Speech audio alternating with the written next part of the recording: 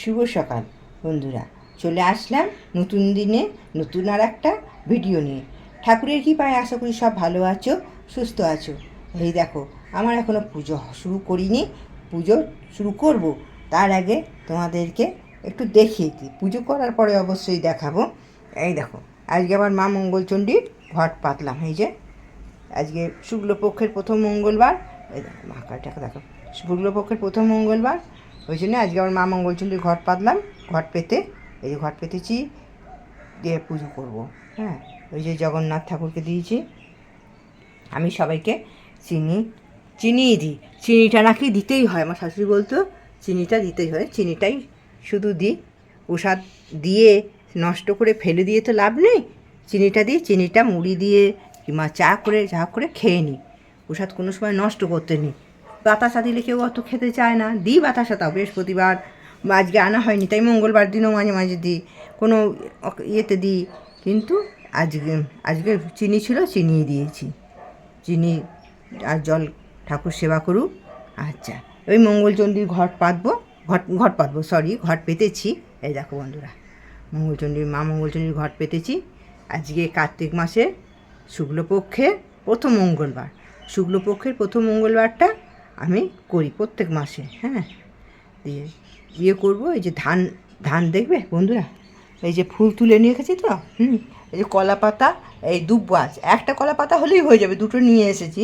যদি ছিঁড়ে যায়, ওই যে ইয়েটা বানাবো, পানির খিলির মতন একটা বানাবো। এই ধানগুলোকে, এই যে ধান আছে, এই যে ধানগুলোকে খোসা ছাড়াতে হবে। খোসা ছাড়িয়ে ওইটার মধ্যে কলা পাতাকে পানের খিলির মতন করে অক্ষত করে পানের খিলির মতন করে ভরতে হবে। ভরে তারপরে দুব্বো দিতে হবে, দিয়ে ওর উপরে একটা সিঁদুরে ফোঁটা দিতে হবে। ওটা হলো একটা অক্ষত। অক্ষত বলে সেটাকে মা মঙ্গলচণ্ডী ঘটে দিয়ে তারপরে পুজো করব। পুজো করার পরে পাঁচালি পড়বো লাস্টে।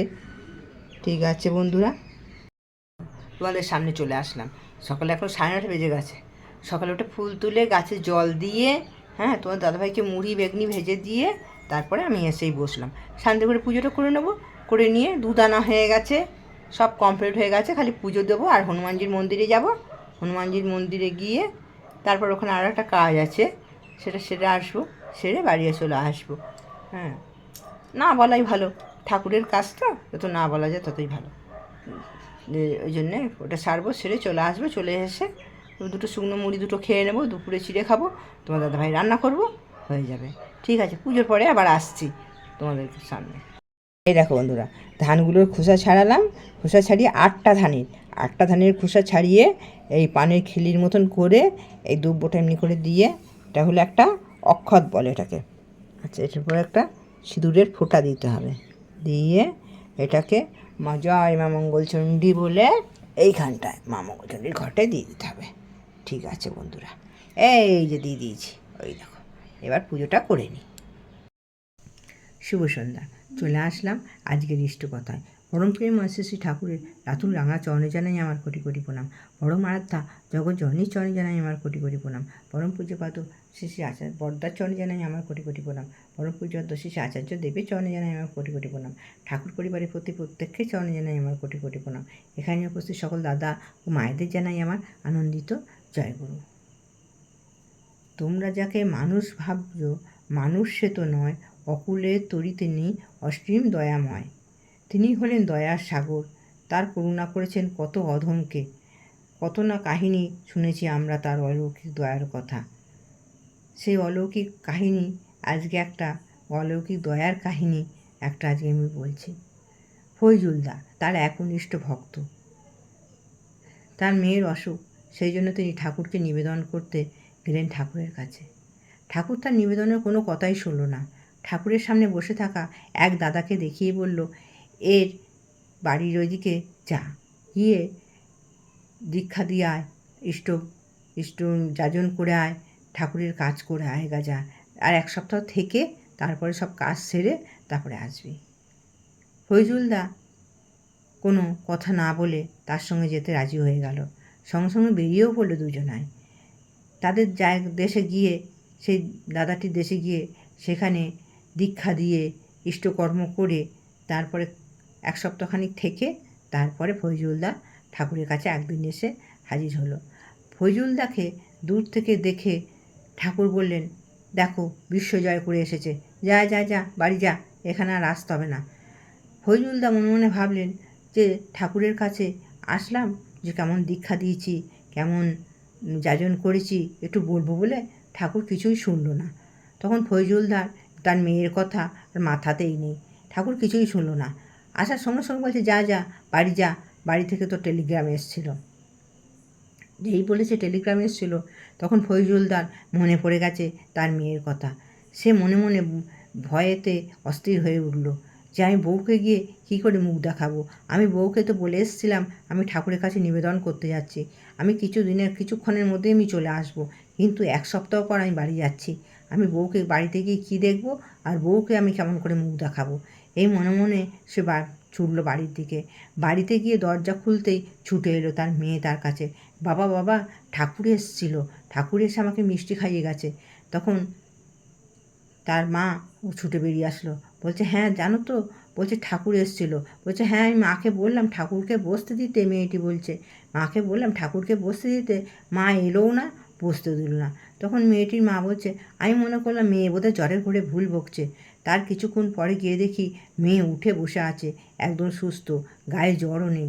তখন ফজলুদা মনে মনে ভাবছে, ঠাকুর তুমি এত দয়াময়, তুমি আমাকে কাজে পাঠিয়ে আমার মেয়েকে ঠিক করে দিয়ে গেলে, মনে মনে ভাবছে। তখন আর ফজলুদা সেই মুহূর্তে কিন্তু নিজের মেয়ের কথা ভাবেনি, তার গুরুর প্রতি অটুট টান, অদম্য ভালোবাসা নিয়ে আর ইষ্ট প্রতিষ্ঠায় সে ছুটে গেছে।